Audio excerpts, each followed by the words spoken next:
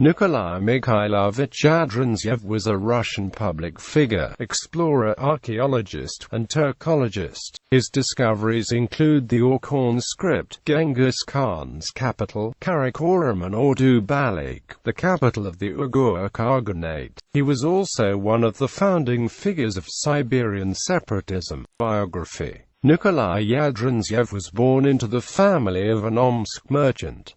After Tomsk Gymnasium, he matriculated at Petersburg University, where he began his active public work. In 1860, together with his friend and soulmate G.N. Patanin, Yadrintsev organized a group of Siberian students with members SS Shashkov N.I. Nomov I.V. Omalevsky, I.A. Kuchikov, Ch. Valakhanov and others, future outstanding writers and scientists.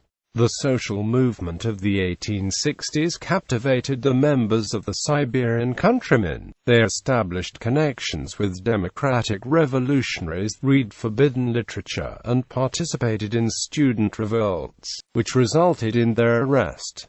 During those years, the journal Spark, a clone of Contemporary, printed its first indicting bulletins of N. Yadrintsev. In the 1860s, Yadrintsev became a committed Democrat. The members of Russian Siberian community took close to the hearts the needs of the native land, transformed by Tsarism into a colony, and decided to selflessly struggle for the development of the Siberian fringes against its subjugated position.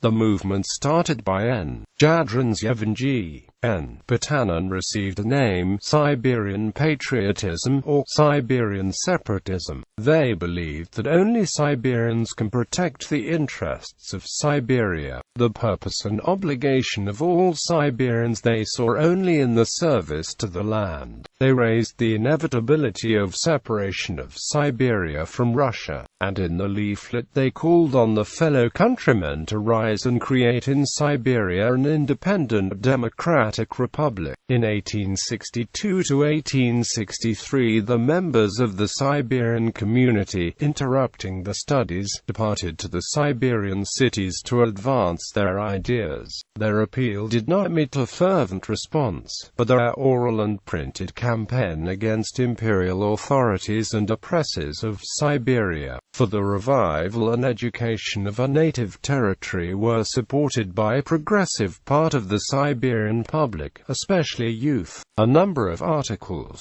bulletins, and speeches of N. Yadrintsev with sharp condemnation of the defects of the local possessor class and functionaries of administration belongs to the time. N. Yadrintsev passionately appealed to open a university in Siberia, and started a campaign gathering donations for the university, which continued for over 20 years.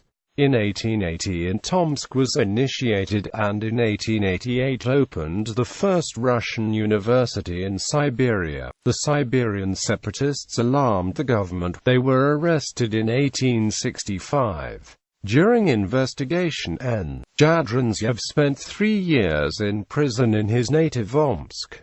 In 1868, the Siberian separatists N. Yadrintsev, N. Patanin, and other Siberian patriots were sentenced to forced labor in exile. N. Yadrintsev was sent to Shankursk in the Arkhangelsk region, where he spent 5 years in exile in relentless work on self-education, study of history, Siberian problems, development of main principles of Siberian separatism. There, he became acquainted with the writings of Karl Marx and, though he did not become a Marxist, he adopted some of its positions. He was publishing essays, articles and bulletins in Business, Domestic Notes, Week, Volga Kama newspaper, and other liberal periodicals. In Shankursk in 1872, he authored his first monograph, Russian Community in Prison and Exile, which brought wide popularity to the author and his progressive ideological and scientific positions.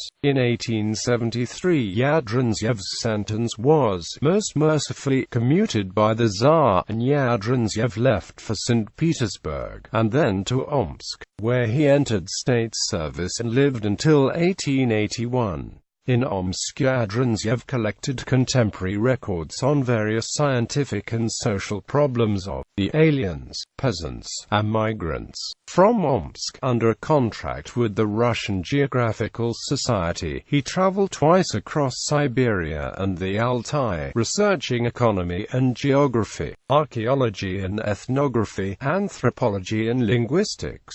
During his travels in the Altai in 1878 to 1880, Yadrintsev collected data about kurgans, fortresses and other archaeological monuments, recorded legends about some of them, and produced sketches of many archaeological finds. These materials were published by the Moscow Archaeological Society. For the results of his scientific travel, Yadrintsev was awarded a gold medal by the Russian Geographical Society. In 1881, Yadrintsev moved to St. Petersburg, where he remained until 1887. For the materials collected in Siberia, he wrote a monograph, Siberia as a Colony, which was taken in Russia as a most monumental work of Siberian literature, and an encyclopedia of Siberian life. In this book, the author developed the principles of what came to be known as Siberian separatism. In 1881, Yadrintsev began publishing a newspaper, Eastern Review, with a democratic orientation. The articles, feuilletons, and reports were warmly greeted by ordinary ethnic Russian people, who were suffering from the arbitrariness of local authorities and exploitation.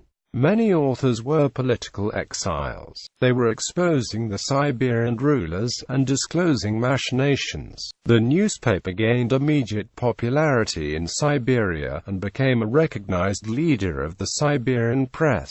But within the Siberian administration and local moneymen it ignited hatred and rage. The newspaper promoted awakening and development of public consciousness of the Siberian Russian intelligentsia and other populations. It supported expansion of the rights of the rural and city autonomies, freedom of press and public life, reorganization of the primitive school system, publicity in the jury court system. By the 1880s, Yadrintsev was publishing articles not only in the Eastern Review, but also in dozens of other outlets including European Bulletin, Domestic Notes, Russian Register, Business, etc. Nikolai Yadrintsev's name became known throughout progressive Russia, and he established connections with the Freedom of Labor group in Geneva. In 1888, the publication of Eastern Review was moved from St. Petersburg to Irkutsk, closer to its audience, with Yadrintsev remaining in the capital. Yadrintsev worked to speed up the development of the backward fringe of the Russian Empire. He hoped to awaken local patriotism in various layers of the Siberian population and, first, among the small ethnically Russian Siberian intelligentsia, which would help to improve the governance and enlightenment of Siberia and to lead it to prosperity. But as the years passed, the number of Siberian patriots did not increase and Siberia remained in a sad position. Yadrintsev was especially depressed by the growth of the Siberian moneyed elite. Professing the people's will ideas, he hoped that Siberia would leapfrog over a capitalist stage. In 1889, under contract with the Russian Geographical Society, Yadrintsev traveled to Mongolia, where he located the remains of the early medieval city Hara-Balgas and the ancient Mongolian capital Karakorum. In the Kosho-Sidom Gorge, Yadrintsev found two petroglyphic monuments with runiform writing of the ancient Turks of the 6th-8th centuries,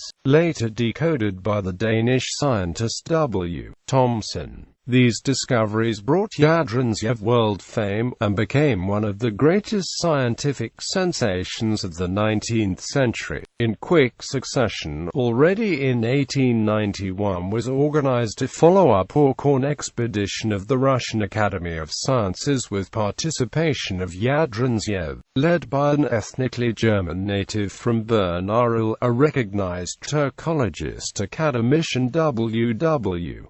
Radloff. The Orkhon expedition found more monuments of runiform writing with epitaphs of the Turkic Khagans and other nobility. The results of the expedition were published by Radloff in his Atlas of Mongolian Antiquities and in a special collection of works of the Orkhon expedition. In 1891 Yadrintsev published his third monograph, Siberian Aliens, The Life and Modern Status, supplementing his book, Siberia as a Colony, with graphic actual material. The book depicted the distressed state of the Siberian nations existing in poverty and ignorance, ruthlessly oppressed by Tsarism and Russian capitalists. At the same time, Yadrintsev highly valued the influence of Russian people on the transition of the Siberian nomads to settled agriculture, and the familiarization with Russian culture. The author displayed in his monograph his great humanity as a real friend and defender of the minority peoples of Siberia. Simultaneously, Yadrintsev published in Geneva a brochure, Illusion of Greatness and a Misery, ruthlessly criticizing the Russian autocracy. In 1891 to 1892, Yadrintsev left St. Petersburg for Tobolsk province, where he assisted in the organization of assistance to the starving and those stricken by cholera epidemic, to save the peasants and especially immigrants from Russia. In the early 1890s, Yadrintsev traveled to France and America to study migrant problems, with an eye toward assisting Russian migrants in Siberia. For practical realization of his plan, in 1894 Yadrintsev traveled to Bern-Ural, where, in his own words,